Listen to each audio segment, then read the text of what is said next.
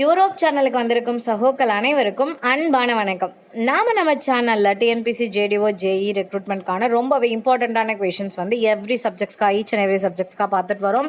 அதுவுமே எல்லாமே பார்த்தீங்கன்னா ப்ரீவியஸ் எக்ஸாம்ஸில் கேட்ட கொஷின்ஸை டிஸ்கஸ் பண்ணிட்டு வரோம். ரிப்பீட்டட் ப்ராப்ளம்ஸ் டிஸ்கஸ் பண்ணிட்டு வரோம். கண்டிப்பாக இது எல்லாமே உங்களுக்கு பயனுள்ளதாக இருக்கும் அப்படின்னு நாங்கள் நம்புகிறோம். இதுக்கு முன்னாடி நம்ம போட்ட வீடியோஸ் ஏதாவது நீங்கள் மிஸ் பண்ணியிருந்தீங்க அப்படின்னாலும் டிஸ்கிரிப்ஷனில் லிங்க் கொடுக்குறோம். அது மூலிமா அந்தந்த சப்ஜெக்ட்டுக்கான வீடியோஸை நீங்கள் பார்த்துக்கலாம். ஸோ ஹைட்ராலிக் இன்ஜினியரிங்லேருந்து ஆல்ரெடி நம்ம 2 வீடியோ அப்லோட் பண்ணியிருந்தோம். இந்த வீடியோலையுமே கூட என்ன பார்க்க போகிறோம் அப்படின்னா ரொம்ப இம்பார்ட்டண்ட்டான சில ப்ராப்ளம்ஸ்லாம் இந்த வீடியோவில் நம்ம டிஸ்கஸ் பண்ணியிருக்கோம். நிறைய எக்ஸாம்ஸில் கேட்ட கொஷின்ஸ் எல்லாத்தையுமே இதில் நம்ம பார்த்துருக்கோம்.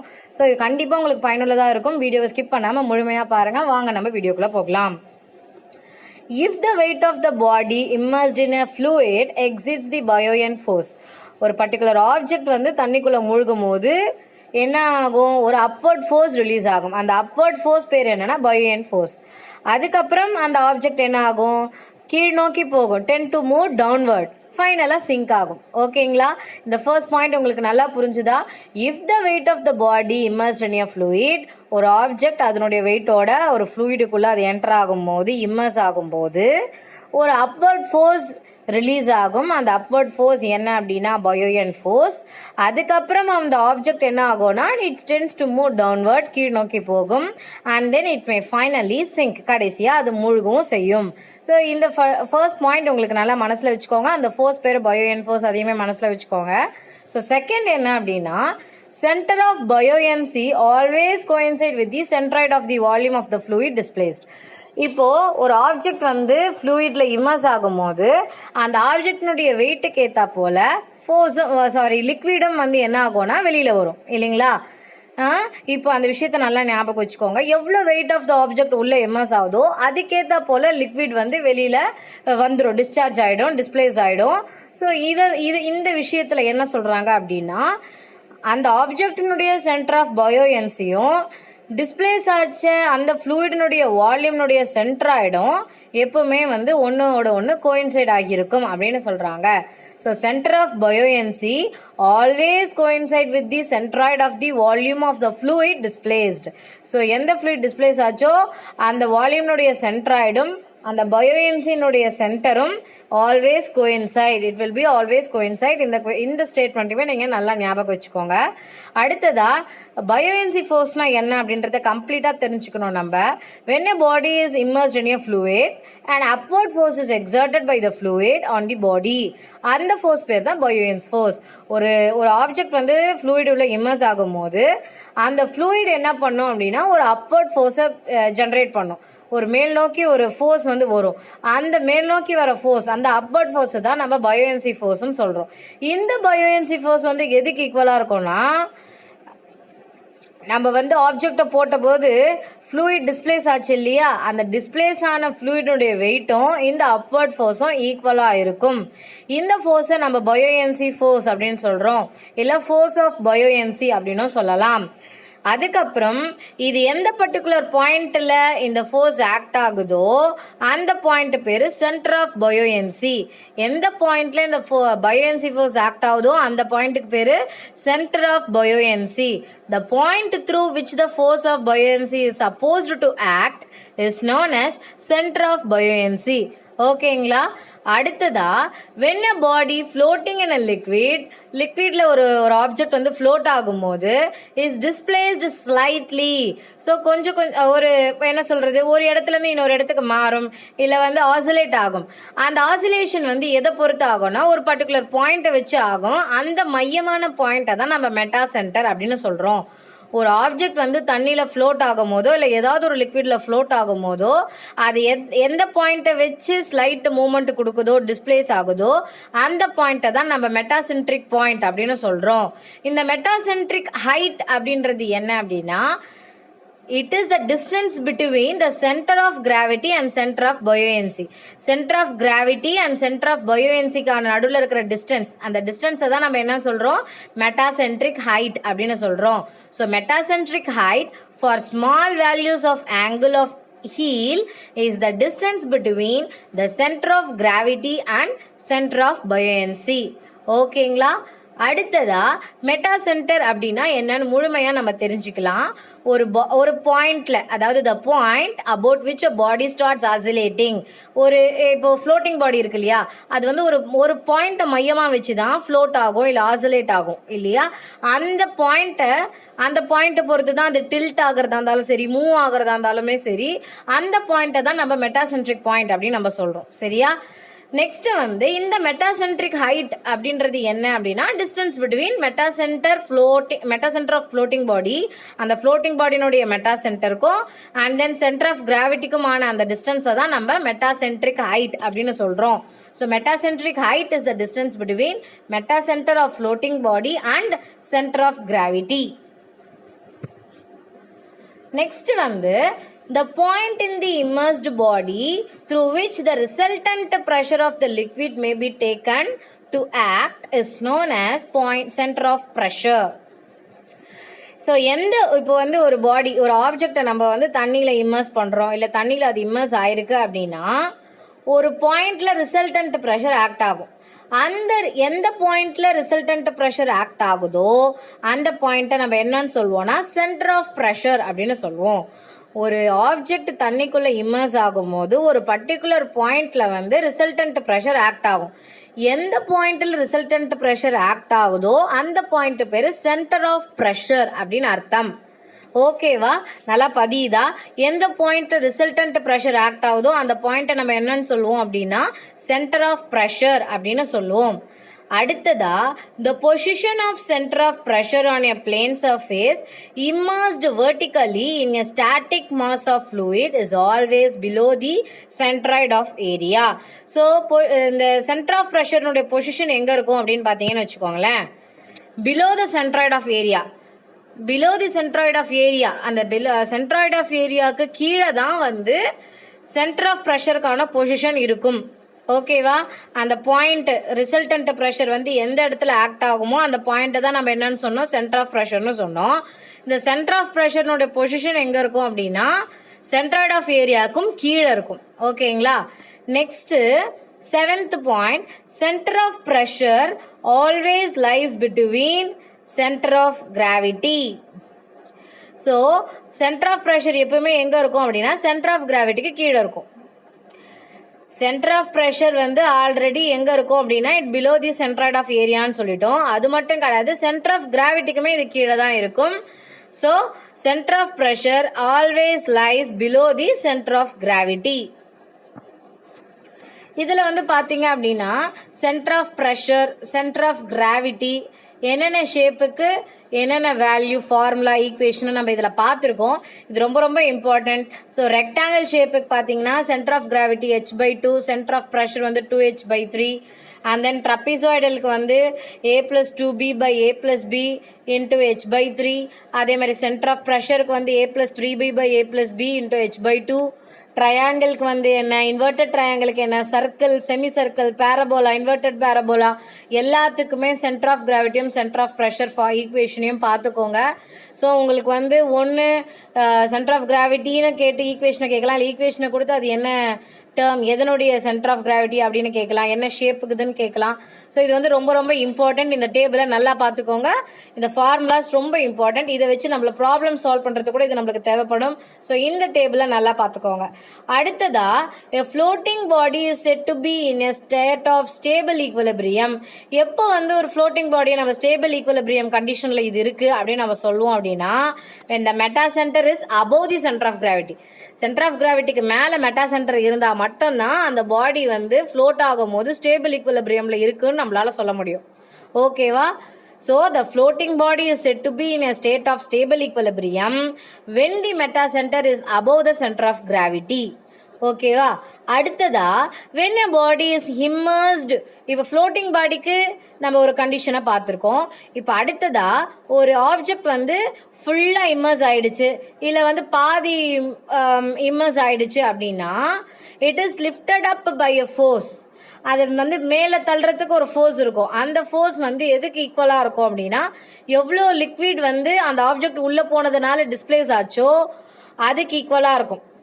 அதாவது நம்ம பயோஎன்சி ஃபோர்ஸ்னால் என்னன்னு சொன்னோம், பயோஎன்சி ஃபோர்ஸ்னால் என்ன சொன்னோம், இப்போ ஒரு ஆப்ஜெக்ட் வந்து தண்ணிக்குள்ளே இம்மர்ஸ் ஆகும் போது தண்ணியிலிருந்து ஒரு மேல் நோக்கி ஒரு ஃபோர்ஸ் போகும், அந்த ஃபோர்ஸ் தான் நம்ம பயோஎன்சி ஃபோர்ஸ்ன்னு சொன்னோம். அந்த பயோஎன்சி ஃபோர்ஸ் எதுக்கு ஈக்குவலாக இருக்கும் அப்படின்னா, அந்த ஆப்ஜெக்டை நம்ம உள்ளே போடும் போது ஒரு சர்டன் அமௌண்ட் ஆஃப் லிக்விட் வெளியில் டிஸ்பிளேஸ் ஆகிருக்கும், வெளியில் வந்துட்டு இருக்கோம் இல்லைங்களா, அதனுடைய வெயிட்டுக்கு ஈக்குவலாக இருக்கும்னு சொன்னோம். இந்த ஸ்டேட்மெண்ட்டை என்னன்னு சொல்கிறோன்னா ஆர்கிமெடஸ் பிரின்சிபல்னு சொல்கிறோம். இந்த ஸ்டேட்மெண்ட்டை தான் நம்ம என்னன்னு சொல்கிறோம், ஆர்கிமெடஸ் பிரின்சிபல் அப்படின்னு சொல்கிறோம். ஸோ ஆர்கிமெடஸ் பிரின்சிபல்னா when a body is immersed wholly or partially in a liquid, ஹோலாவோ இல்லை பார்ஷியலாவோ in a liquid, it is lifted up by a force. So மேலே தள்ளுறதுக்கு ஒரு ஃபோர்ஸ் ஆக்ட் ஆகும் அந்த லிக்விட்லேருந்து. அந்த ஃபோர்ஸ் எதுக்கு ஈக்குவலாக இருக்கும்னா weight of the liquid displaced by the body. இந்த ஸ்டேட்மெண்ட்டை தான் நம்ம என்னன்னு சொல்கிறோம், ஆர்கிமெடஸ் பிரின்சிபல் அப்படின்னு சொல்கிறோம். இந்த 9th ஸ்டேட்மெண்ட் 9th கொஸ்டின் உங்களுக்கு நல்லா புரிஞ்சுதான். அடுத்ததா என்னென்ன கண்டிஷன்ஸை ஃப்ளோட்டிங் பாடிஸில் என்னென்ன கண்டிஷன்ஸ் இருக்குது அப்படின்னு பார்த்துக்கலாம். ஃபஸ்ட்டு வந்து ஸ்டேபிள் ஈக்குவலிபிரியம் அப்படின்னா என்னென்னா, சென்டர் ஆஃப் கிராவிட்டிக்கு மேலே மெட்டா சென்டர் இருந்துச்சுன்னா தான் ஸ்டேபிள், சென்டர் ஆஃப் கிராவிட்டிக்கு கீழே மெட்டா சென்டர் இருந்துச்சுன்னா அன்ஸ்டேபிள் ஈக்குவலிபிரியம். மெட்டா சென்டரும் சென்டர் ஆஃப் கிராவிட்டியும் ஒன்னோட ஒன்று கோயின்சைட் ஆயிருந்துச்சு அப்படின்னா அந்த இடம் நியூட்ரல் ஈக்குவலிபிரியம்னு சொல்லுவோம். ஸோ இந்த ஈக்குவலிபிரியம் கண்டிஷன்ஸை பார்த்துக்கலாம். ஸ்டேபிள் ஈக்குவலிபிரியம் எப்போனா when the meta center is above the center of gravity. Unstable equilibrium condition எப்போ வரும்னா when the meta center is below the center of gravity. Neutral equilibrium conditions எப்போ நடக்கும் அப்படின்னா when meta center and center of gravity coincide ஆகும்போது நடக்கும். So floating பாடிக்கான equilibrium conditions பார்த்துக்கிட்டிங்களா. Next submerged பாடிஸ்க்கான ஈக்குவலிபிரியம் கண்டிஷன்ஸை பார்த்துக்கலாம். ஸோ சப்மர்ஜ்டு பாடிஸ்க்கு பார்த்துக்கோங்க. ஸ்டேபிள் ஈக்குவலிபிரியம் எப்போ அப்படின்னா when buoyancy, so centre of buoyancy is above the center of gravityயாக இருந்துச்சுன்னா அப்போ ஸ்டேபிள். இல்லை when buoyancy is center of buoyancy is below the center of gravity அப்படின்னா அன்ஸ்டேபிள். சென்டர் ஆஃப் buoyancyயும் சென்டர் ஆஃப் கிராவிட்டியும் கோயின்சைட் ஆயிருந்துச்சு அப்படின்னா அது வந்து நியூட்ரல். ஓகேவா. ஸோ ஸ்டேபிள்னா என்ன, அன்ஸ்டேபிளுக்கு என்ன, நியூட்ரலுக்கு என்ன, அந்த கண்டிஷன்ஸை பார்த்துக்கோங்க. பயோஎன்சிக்கும் சென்டர் ஆஃப் பயோஎன்சிக்கும் சென்டர் ஆஃப் கிராவிட்டிக்குமான இந்த ரிலேஷனை வச்சு ஈக்குவலிபிரியம் கண்டிஷன்ஸ் நம்மளுக்கு வருது. ஸோ இதை நல்லா பார்த்துக்கோங்க. அடுத்ததா Froude number. So Froude's number for a flow in a channel section is 1 அப்படின்னா சேனல் செக்ஷனுக்கு ஃப்ரூட் நம்பர் வேல்யூ 1 இருந்துச்சு அப்படின்னா அந்த ஃப்ளோவை நம்ம என்னன்னு சொல்லுவோம், கிரிட்டிக்கல் ஃப்ளோ அப்படின்னு சொல்லுவோம். ஓகேவா. ஸோ வேல்யூ 1 இருந்துச்சுன்னா கிரிட்டிக்கல் ஃப்ளோ, லெஸ் தேன் 1 இருந்துச்சுன்னா subcritical flow, Froude number value is greater than 1 இருந்துச்சு அப்படின்னா சூப்பர் கிரிட்டிக்கல் ஃப்ளோ. ஓகேவா. When Froude number is equal to 1 critical, less than 1 subcritical, greater than 1 super critical. ஓகேவா. நெடுத்து நீங்கள் dimensionless நம்பர்ஸை பார்த்துக்கோங்க, ரொம்ப ரொம்ப இம்பார்ட்டண்ட். ஆயிலஸ் நம்பருக்கு ஃபார்முலா என்ன, inertia force by pressure force. அப்போ ஈக்குவேஷன் என்ன, V by root of P by G. So இது எல்லாமே நீங்கள் வந்து பார்த்துக்கிறது ரொம்ப ரொம்ப நல்லது. அதுக்கப்புறம் இதோட சிக்னிஃபிகன்ஸ் நம்ம ஆயிலஸ் நம்பரை எங்கே யூஸ் பண்ணுவோம் அப்படின்னா கேவிடேஷன் ஸ்டடீஸ்க்கு யூஸ் பண்ணுவோம். அதே மாதிரி ஃப்ரூட் நம்பர் வந்து inertia force by gravitational force. So இது வந்து used for predominant gravity force எங்கே வந்து ரொம்ப ப்ரிடாமினண்ட்டாக இருக்கோ அந்த இடத்துல யூஸ் பண்ணுவோம். அடுத்ததாக மேக் நம்பர் வந்து inertia force by elastic force. So இதை வந்து எங்கே இது பண்ணுவோன்னா எந்த இடத்துல ஃப்ளூயிட் வந்து ரொம்ப ஹைலி கம்ப்ரெசிபிளாக இருக்கோ அந்த இடத்துல மேக் நம்பர் யூஸ் பண்ணுவோம். நெக்ஸ்ட்டு ரெனால்ட்ஸ் நம்பர் வந்து inertia force by viscous force. இது எப்போ அப்படின்னா க்ளோஸ்டு பைப்புக்குள்ளே அந்த ஃப்ளோவை கண்டுபிடிக்கிறதுக்காக யூஸ் பண்ணுறது வந்து ரெனால்ட்ஸ் நம்பர். நம்ம ஆல்ரெடி டிஸ்கஸ் பண்ணியிருக்கோம் இல்லையா லாஸ்ட் வீடியோவில், ரெனால்ட்ஸ் நம்பர் வந்து ஃப்ளோ கேட்டகரிஸ் என்னன்னு சொல்லி. நெக்ஸ்ட் வெபர்ஸ் நம்பர் வந்து கேப்பிலரி ஸ்டடீஸ்க்காக யூஸ் பண்ணுறது. இதனுடைய ரேஷியோ என்னன்னு பார்த்தீங்கன்னா inertia force to the surface tension force. So இந்த டைமென்ஷன்லெஸ் நம்பர்ஸ் எல்லாமே ரொம்ப ரொம்ப இம்பார்ட்டண்ட். அதனுடைய சிக்னிஃபிகன்ஸுமே பார்த்துக்கோங்க, ஈக்குவேஷன்ஸ் பார்த்துக்கோங்க, ஸோ அதனுடைய ஃபார்முலாக்கான ரேஷியோஸை பார்த்துக்கோங்க. ஸோ இது ரொம்ப ரொம்ப இம்பார்ட்டண்ட். இந்த டேபிள் நல்லா பார்த்து நல்லா எழுதி வச்சு படிங்க. அடுத்ததா இப்போ வந்து ஃப்ரோட் நம்பர் கண்டுபிடிக்க சொல்லி ஒரு ப்ராப்ளம் கொடுத்துருக்காங்க. சேனலுடைய மீன் வெலாசிட்டி என்ன அப்படின்னா 4.34 மீட்டர் பர் செகண்ட். அப்புறம் ஹைட்ராலிக் மீன் டெப்த் வந்து 3 மீட்டர் கொடுத்துருக்காங்க. ஓகேவா. இப்போ டைரெக்டாக ஃபார்முலாவில் சப்ஸ்டியூட் பண்ண போகிறோம், அவ்வளோதான். ஃப்ரோட் number is equal to V²/GD. Veena velocity கொடுத்துட்டாங்க 4.34ன்னு சொல்லி. G வந்து ஆக்ஸலரேஷன் டியூ டு கிராவிட்டி வந்து 9.81 நம்மளுக்கு தெரியும். டீனுடைய வேல்யூ 3 மீட்டர் அப்படின்னு சொல்லி கொஸ்டினில் கொடுத்துருக்காங்க. சப்ஸ்டியூட் பண்ணுங்கள், ஆன்சரை கண்டுபிடிங்க. ஓகே, ஒரு ஃப்ளோவை வந்து நம்ம எப்போ சூப்பர் சோனிக் அப்படின்லாம் சொல்லுவோம் அப்படின்னா, அதனுடைய மேக் நம்பர் வந்து 1 and 6 இருந்துச்சுன்னா, 1 to 6க்குள்ளே எந்த வேல்யூவாக இருந்தாலும் அந்த வந்து நம்ம அந்த ஃப்ளோவை என்னன்னு சொல்லுவோம்னா சூப்பர் சோனிக் ஃப்ளோ அப்படின்னு சொல்லுவோம். சரிங்களா? மேக் நம்பர் வந்து 1 to 6க்குள்ளே இருக்கும் போது அது சூப்பர் சோனிக். அப்போ மேக் நம்பரில் வந்து என்னென்ன ஃப்ளோ கேட்டகரைசேஷன் இருக்குது அப்படின்னா, லெஸ் தேன் 1 இருந்தால் சப்சோனிக் ஃப்ளோ, 1 இருந்துச்சுன்னா sonic flow. when the Mach number is between 1 to 6, 1 and 6 இருந்துச்சுன்னா supersonic flow. when it is greater than 6 அப்படின்னா hypersonic flow. So Mach நம்பரை பொறுத்து டைப் ஆஃப் ஃப்ளோ என்ன மாறுதுன்னு பார்த்துக்கோங்க. when it is less than 1, when it is equal to 1, when it is between 1 and 6, when it is greater than 6 அப்படின்னா அதனோட type of flow என்ன அப்படின்றத நல்லா பார்த்துக்கோங்க. ஸோ சப்சோனிக்னா என்ன, சோனிக்னா என்ன, சூப்பர் சோனிக்னா என்ன, ஹைப்பர் சோனிக் ஃப்ளோனா என்னன்றது நம்மளுக்கு இந்த மேக் நம்பரை வச்சு தெரிஞ்சிருக்கும். அடுத்ததா த மோஸ்ட் எக்கனாமிக்கல் செக்ஷன். நம்ம யூஜியில் படிக்கும் போதே இந்த மாதிரி ப்ராப்ளம்ஸ் வந்து அடிக்கடி வரும், நம்மளுக்கு ரொம்ப இம்பார்ட்டண்ட்டு, நம்ம நல்லா படிச்சிருப்போம். ஸோ அதே கொஷின் இப்போ வந்து 2 மார்க்குக்கு ஏற்ற மாதிரி இல்லை 1 மார்க்குக்கு ஏற்ற மாதிரி இதை வந்து கேட்பாங்க.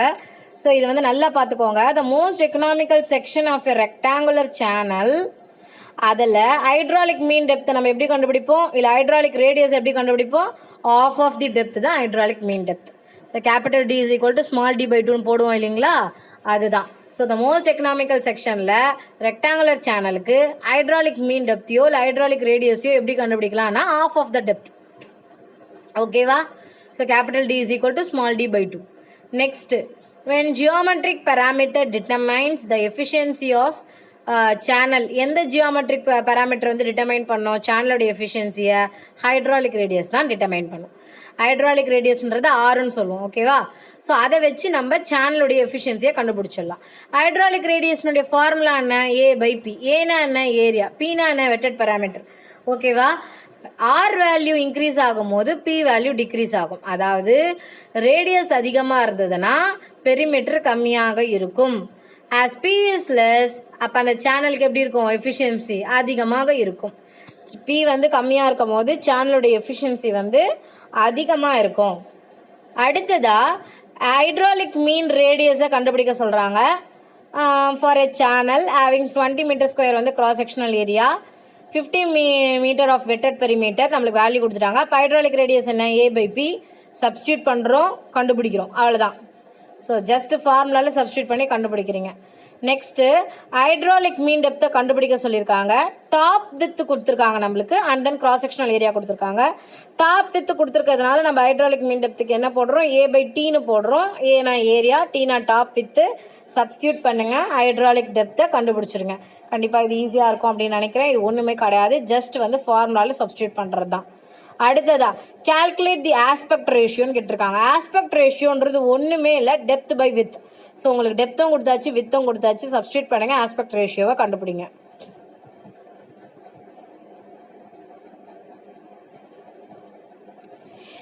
ஆஸ்பெக்ட் ரேஷியோக்கு யூனிட் வராது,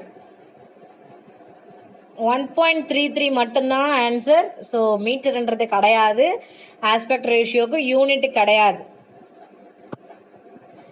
நெக்ஸ்ட்டு வெட்டட் பெரிமீட்டர் கண்டுபிடிக்க சொல்லியிருக்காங்க. So width plus 2 times of depth, அதுதான் வந்து வெட்டட் பெரிமீட்டருக்கான ஃபார்முலா. ஏதாவது ரெக்டாங்குலர் சேனலுக்கு. ஓகேவா? ஸோ வந்து வேல்யூஸை சப்ஸ்டியூட் பண்ணி வெட்டட் பெரிமீட்டரை கண்டுபிடிச்சிடலாம். நெக்ஸ்ட்டு ஹைட்ராலிக் ரேடியஸை கேட்டிருக்காங்க. ஏரியாவும் பெரிமீட்டரும் தான் ஃபார்முலா, ஏ பை பி தான் ஃபார்முலா. ஆனால் ஏரியாவை டைரெக்டாக கொடுக்காம டெப்த்தையும் வித்தியும் கொடுத்துருக்காங்க. ஸோ டெப்த்தையும் வித்தியும் மல்டிப்ளை பண்ணோன்னா நம்மளுக்கு ஏரியா தெரிஞ்சிடும். ஸோ பெரிமீட்டருக்கு வந்து என்னது, width plus 2 times of depth. Substitute பண்ணுங்க, அதுதான் perimeter. So A by B answer கண்டுபிடிச்சாச்சு. ஹைட்ராலிக் ரேடியஸ் என்ன நம்மளுக்கு தெரிஞ்சிருச்சு இல்லைங்களா? அடுத்ததா hydraulic depth of the rectangular channel is 2 metre. இப்போ ஹைட்ராலிக் டெப்த்தை கொடுத்துட்டாங்க, ஏரியாவை கொடுத்துட்டாங்க, ஹைட்ராலிக் ரேடியஸை கண்டுபிடிக்க சொல்கிறாங்க. ஸோ ஏரியாவும் டெப்த்தும் தெரியும், டாப் வித்து தெரியாது. முதல்ல ஹைட்ராலிக் டெப்த்தில் சப்ஸ்டியூட் பண்ணி டாப் வித்தை கண்டுபிடிச்சி அந்த ஆன்சரை எடுத்துகிட்டு வந்து ஹைட்ராலிக் ரேடியஸை கண்டுபிடிக்க போகிறோம். Hydraulic radius is equal to A by P. So பினா வந்து டாப் வித்து கொடுத்துருக்கிறதுனால நம்ம வித்து ப்ளஸ் 2 டைம்ஸ் ஆஃப் டெப்த்துன்னு போடுவோம். இங்கே வித்துன்றது டாப் வித்து, அதனால D plus 2 times of depth போட்டிருக்கோம். சப்ஸ்டியூட் பண்ணி பெரிமீட்டரை கண்டுபிடிச்சி அப்புறம் ஆர் வேல்யூவில் நம்ம சப்ஸ்டியூட் பண்ணி ஆர் என்னன்றதை கண்டுபிடிக்கிறோம். ஓகேங்களா? ஓகேவா? இந்த கொஷின் நம்மளுக்கு ஓகேவா? நல்லா பார்த்துக்கோங்க. ஸோ ஃபார்முலாஸ் எழுதியா இருக்குது, சப்ஸ்டியூட் பண்ணியா இருக்குது. ஸோ இது கண்டிப்பாக உங்களுக்கு புரிஞ்சிருக்கும். எழுதி பாருங்கள், கண்டிப்பாக இது உங்களுக்கு புரியும். அடுத்ததா, an opening in the side of a tank or a vessel such that the liquid surface with the tank is below the top edge of the opening is called notch. So இது டிஸ்சார்ஜுக்காக இருக்கிறது தான் அந்த notches எல்லாமே. So வந்து top எஜ்ஜுக்கு ஓப்பனிங்க்கு கீழே இருக்கிற அந்த notch வந்து அதை தான் நம்ம என்னென்னு சொல்லுவோம்னா நாச்சுன்னு சொல்லுவோம். Opening in the side of a tank or a vessel such that the liquid surface with the tank is below the top edge. Liquid surface will be below the top edge. அந்த ஓப்பனிங்கை தான் நம்ம என்னன்னு சொல்கிறோம் அப்படின்னோம்னா notch அப்படின்னு சொல்கிறோம். ஓகேவா? எந்த notch வந்து லோ டிஸ்சார்ஜுக்கு ரொம்பவே ப்ரிஃபரபிள் அப்படின்னா ட்ரையாங்குலர் நாச்சில் தான் லோ டிஸ்சார்ஜஸ் நடக்கும். So triangular notch is preferable for low discharges. Low discharge measure பண்ணுறதுக்கு எந்த நாச் ரொம்ப ப்ரிஃபரபிள்னா ட்ரையாங்குலர் நாச். ஓகேவா? ஸோ லோ டிஸ்சார்ஜ் மெஷர் பண்ணுறதுக்கு ட்ரையாங்குலர் நாச் தான் ஹைலி ப்ரிஃபரபிள். நெக்ஸ்ட்டு, இந்த ப்ரெஷர் லெஸ் தேன் அட்மாஸ்பரிக் ப்ரெஷர்னா அதை தான் நம்ம வேக்யூம் ப்ரெஷர்னு சொல்கிறோம். அதை தான் நம்ம செக்ஷன் ப்ரெஷர்னு சொல்கிறோம். நெகட்டிவ் காஜ் ப்ரெஷரும் அதுதான். ஸோ இந்த ப்ரெஷர் லெஸ் தேன் அட்மாஸ்பரிக் ப்ரெஷரை நம்ம என்னன்னு சொல்லலாம்? வேக்யூம் ப்ரெஷர்னு சொல்லலாம், செக்ஷன் ப்ரெஷர்னு சொல்லலாம், நெகட்டிவ் காஜ் ப்ரெஷர்னும் சொல்லலாம். அப்சல்யூட் ப்ரெஷர் அப்படின்றது என்ன அப்படின்னா லோக்கல் அட்மாஸ்பரிக் ப்ரெஷருக்கு அதிகமாகவும் இருக்கலாம், இல்லை அதுக்கு ஈக்குவலாகவும் இருக்கலாம். So absolute pressure in a flow system may be above or equal to the local atmospheric pressure. Absolute pressure-க்கு என்ன ஈக்குவேஷன் ஃபார்முலான்னு பார்த்தீங்கன்னா காஜ் ப்ரெஷரையும் லோக்கல் அட்மாஸ்பரிக் ப்ரெஷரையும் ஆட் பண்ணால் கிடைக்கிறது தான் நம்மளுக்கு அப்சல்யூட் ப்ரெஷர். அந்த காஜ் ப்ரெஷர்ன்றது பாசிட்டிவ் வேல்யூவாக இருக்கலாம், இல்லை நெகட்டிவ் வேல்யூவாக இருக்கலாம், இல்லை ஜீரோ வேல்யூவாகவும் இருக்கலாம். அப்சல்யூட் ப்ரெஷர் அப்படின்னா gauge pressure plus local atmospheric pressure. Gauge ப்ரெஷர்ன்றது பாசிட்டிவாக இருக்கலாம், நெகட்டிவாக இருக்கலாம், இல்லை ஜீரோவாக கூட இருக்கலாம். Next, at sea level the value of atmospheric pressure is close to atmospheric pressure உடைய வேல்யூ எவ்வளோவா இருக்கும் அப்படின்னு பார்த்தீங்கன்னா 10.33 மீட்டர் ஆஃப் வாட்டர் காலம் அப்படின்னு சொல்லலாம். இன் டர்ம்ஸ் ஆஃப் பாஸ்கலில் சொல்லும் போது 1.01 × 10⁵ அப்படின்னு சொல்லலாம். இன் டர்ம்ஸ் ஆஃப் பாரில் சொல்லும் போது 1, in terms of centimetre of மெர்க்குரியில் சொல்லும் போது 76. ஸோ நல்லா பார்த்துக்கோங்க, 10.33 மீட்டர் ஆஃப் வாட்டர் காலம் அப்படின்னு சொல்லலாம், இல்லை 1.01 × 10⁵ பாஸ்கல்னு சொல்லலாம், 1 பார்னு சொல்லலாம், இல்லை 76 சென்டிமீட்டர் ஆஃப் மெர்க்குரினும் சொல்லலாம். ஸோ அந்த யூனிட்ஸை வச்சு அதனுடைய வேல்யூஸை பார்த்துக்கோங்க. இதுதான் வந்து at sea level value of atmospheric pressure. கண்டிப்பாக இந்த வீடியோ உங்களுக்கு ரொம்பவே பயனுள்ளதாக இருக்கும்னு நினைக்கிறோம். இதில் டிஸ்கஸ் பண்ணது எல்லாமே ரொம்ப ரொம்ப இம்பார்ட்டண்ட். அதுவுமே ரொம்ப ரிப்பீட்டடான ப்ராப்ளம்ஸ் அந்த மாடல்ஸில் நம்ம பார்த்துருக்கோம். இது கண்டிப்பாக உங்களுக்கு ரொம்ப பயனுள்ளதாக இருக்குது நீங்கள் நினச்சிங்க அப்படின்னா மறக்காமல் நம்ம வீடியோவை லைக் பண்ணுங்கள். இன்னும் நீங்கள் என்ன மாதிரியான வீடியோஸ் எதிர்பார்க்குறீங்க, எந்த சப்ஜெக்ட்ஸில் எதிர்பார்க்குறீங்க அப்படின்றத நீங்கள் கமெண்ட்டில் சொல்லுங்கள். கண்டிப்பாக நம்மளுடைய சேனலை மறக்காமல் சப்ஸ்கிரைப் பண்ணுங்கள். யாரெல்லாம் எக்ஸாமுக்கு ப்ரிப்பேர் பண்ணிகிட்ருக்காங்களோ அவங்களுக்குலாம் நம்மளுடைய சேனலை நீங்கள் ஷேர் பண்ணுங்கள். கண்டிப்பாக அது அவங்களுக்கு ரொம்பவே நம்பிக்கை கொடுக்குற விதமாக இருக்கும். அவங்களுடைய எக்ஸாமுக்கு நாங்கள் ரொம்ப விதத்தில் அவங்களுக்கு தேவையான விஷயங்களை வந்து நம்ம வீடியோவாக போட்டுட்ருக்கோம். ஸோ கண்டிப்பாக அது அவங்களுக்கு பயன்படும். மீண்டும் ஒரு இம்பார்ட்டண்ட்டான வீடியோவோடு உங்களை நாங்கள் சீக்கிரமாகவே சந்திக்கிறோம். அதுவரை உங்களிடமிருந்து விடைபெறுகிறோம். நன்றி, வணக்கம்.